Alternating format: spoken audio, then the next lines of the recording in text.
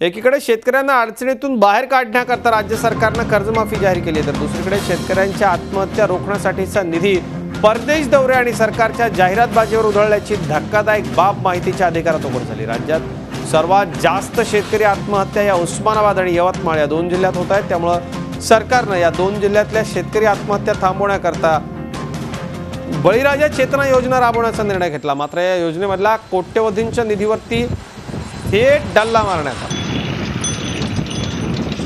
माझे सहकारी दीपक भातुशे आपल्या संपर्कात आहे। दीपक, अत्यंत धक्कादायक ही बाब माहितीच्या अधिकारामध्ये उघडकीला आली आहे। सांगा महाराष्ट्राला नक्की यातलं गौडबंगाल काय आहे?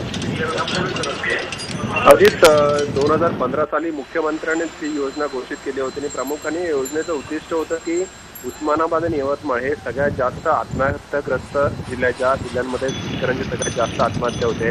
या जिल्ह्यातील आत्महत्या रोखण्यासाठी ही योजना आणली होती आणि प्रामुख्याने शेतकऱ्यांना थेट मदत देण्यासंदर्भात किंवा त्यांना आत्महत्येपासून परावृत्त करण्यासंदर्भातली ही योजना होती।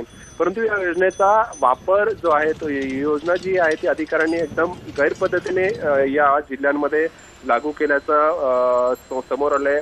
या योजनेचा निधी ज्या कामांसाठी करायला होता त्या कामांसाठी न करता भलत्याच कामासाठी अधिकाऱ्यांनी केल्याचं समोर आलेलं आहे। माहिती अधिकार कार्यकर्ते जितेंद्र घाडगे यांनी या संदर्भातील माहिती समोर आणली आणि ती माहिती मीडियाच्या हाती लागलेली आहे। प्रामुख्याने उस्मानाबादमध्ये तर इस्रायल अभ्यास दौऱ्यासाठी 2 लाख रुपयांचा खर्च अधिकाऱ्यांनी केलेला आहे। परदेश दौऱ्यासाठी अभ्यास दौऱ्यासाठी गेले होते अधिकारी आणि वरचा जो खर्च जो होता तो खर्च या योजनेतून करण्यात आला। त्याचबरोबर अनेक ठिकाणी डॉक्युमेंटरी फिल्म तयार करण्यासाठी, जाहिरातीसाठी, फ्लेक्स बॅनर्स लावण्यासाठी या निधीचा खर्च करण्यात आला आहे। 2च ठिकाणी योग्य पद्धतीने निधीचा वापर केला, उस्मानाबादमध्ये आणि यवतमाळमध्ये।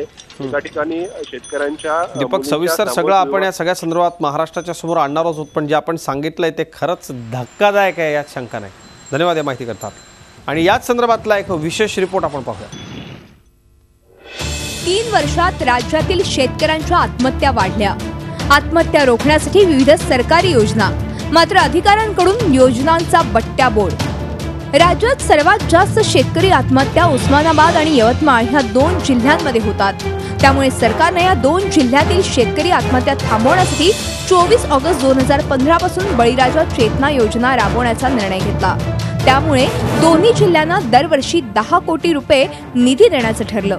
मात्र या निधीचा वापर सरकारी अधिकाऱ्यांनी भलत्याच कारणांसाठी केल्याची धक्कादायक माहिती आता पुढे आली आहे। उस्मानाबाद जिल्ह्याला दिलेल्या निधीपैकी इस्रायल अभ्यास दौऱ्याचा खर्च भागवण्यासाठी 2 लाख रुपये, डॉक्युमेंटरी फिल्म बनवण्यासाठी आणि प्रसारणासाठी 39 लाख रुपये, शेतकरी समस्यांचा अभ्यास करण्यासाठी अशासकीय संस्था आणि तज्ञ व्यक्तींना मानधन म्हणून 1 लाख रुपये, कार्यालयीन खर्चासाठी 1,28,000 रुपये खर्च करण्यात आले। तर यवतमाळ जिल्ह्यातही तोच पाढा गिरवण्यात आला। शेतकऱ्यांना जातीचे उत्पन्नाचे दाखले देण्यासाठी आयोजित शिबिरासाठी 14 लाख रुपये, शेतकऱ्यांना प्रशिक्षण देणाऱ्या कृषी तज्ञांना मानधन म्हणून 22,23,000 रुपये, जाहिरात फलक, आकाशवाणी, डॉक्युमेंटरी फिल्म निर्मिती, एसटी वरील जाहिराती, लोकल केबल जाहिराती करण्यासाठी 50,11,000 रुपये, कीर्तन, प्रवचन, पथनाट्य, कलापथक, भजन मंडळ, कीर्तनकार यांचं मानधन आणि घरभाडं कार्यालयीन भाड्यापोटी 1,04 लाख रुपये, कंत्राटी कामगारांचं मानधन, संगणक, फर्निचर खरेदीसाठी 86 लाख रुपये खर्च करण्यात आले। उस्मानाबादला दिलेल्या 23,40,00,000 रुपयांच्या निधीपैकी केवळ 10,76,00,000 लाख रुपयांचा निधी वापरण्यात आलाय। शेतकरी आत्महत्यांचा अभ्यास करण्यासाठी मुंबईतील TISS संस्थेलाही त्यातूनच पैसे देण्यात आले आहेत। शेतकरी आत्महत्येबाबत अनेक अहवाल सरकारकडे असताना या अभ्यासाची खरंच गरज होती का, असा सवाल आता केला जातोय। यावरचे अहवाल मंत्रालयात पडलेले आहेत, तरी हे परत अहवाल मागवण्यासाठी हे काहीतरी अधिकारी काहीतरी दाखवायचं सरकारला की आम्ही काहीतरी केलं आहे म्हणून काही करतात। आणि जे शेतकऱ्यांना मदत द्यायची आहे, खरं शॉर्टलिस्ट करून द्यायची होती मदत, ती अजून झालेली नाही आहे। पैसे सरकारकडे आहेत, त्या डिपार्टमेंटकडे आहेत, पण ते पैसे शेतकऱ्यापर्यंत पोहोचले नाही आहेत, लाल फितीत अडकलेत आणि त्यामुळे हा प्रॉब्लेम कधी सॉल्व्ह होता दिसत नाही आहे। उस्मानाबाद जिल्ह्यात शेतकऱ्यांच्या मुलींच्या सामूहिक विवाहासाठी 84,45,000 रुपये आणि यवतमाळ जिल्ह्यात त्रस्त शेतकऱ्यांना पेरणीसाठी 4 कोटींचं मदत वाटपही करण्यात आले। हे अपवाद वगळता बळीराजा चेतना योजनेतील इतर निधी वेगळ्याच कारणांसाठी खर्च झाला. त्यामुळे व्हायचा तोच परिणाम झाला.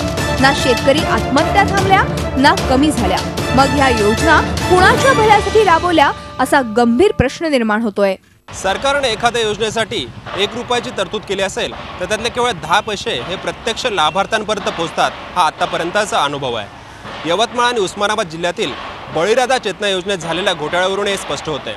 त्याचबरोबर शेतकऱ्यांच्या आत्महत्या रोखण्यासाठी अनेक योजना राबवूनही आत्महत्या का थांबत नाहीत याचं कारणही यामागे दडलं आहे. शेतकरी आत्महत्यासारख्या संवेदनशील विषयावरील पैसा इतर कामांसाठी खर्च करणाऱ्या अधिकाऱ्यांवर आता सरकार काय कारवाई करणार हा खरा प्रश्न आहे. व्हिडिओ जर्नलिस्ट प्रशांत कोचरेकरसह Deepak Bhatuse, Zee media, Mumbai. Zee 24 Taas रहा एक पाऊल पुढे.